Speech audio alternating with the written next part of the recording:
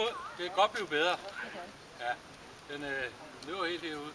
Den løber ingen steder fra dig. Men du skal hele tiden have fat i den, fordi den er meget på af det. Tro på post.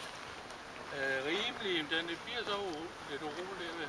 I hvert fald ved dobbeltmarkeringen, der knaldrapporterer fra dig. Men løser alligevel sit markeringsarbejde. Jeg vil sige, den går lidt stort på den første pengemarkering, men vender sig selv tilbage til området og bringer vildene. Fordi dobbeltmarkering og vandmarkering, ingen problemer i det. Din dirigering, der skal altså være lidt mere dirigering over det, fordi det er lidt tilfældigt, hvad der sker. Altså du chancerne lidt deroppe af, og det du bruger mest af folk, det er de søgefløj. Hun kommer over for fat i hvilet, men altså det må godt være sådan lidt mere direkte og præcist.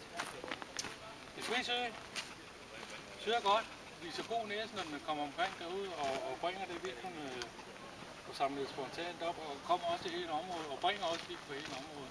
Så gør hun kan være så indimellem være lidt svær at få væk fra det, men først når hun kommer de der meter væk fra det, så arbejder hun godt nok. Så der er jo de der småting, kan man sige, så du får en anden præmie. Ej, hvor flot. Tillykke med det. Tusind tak.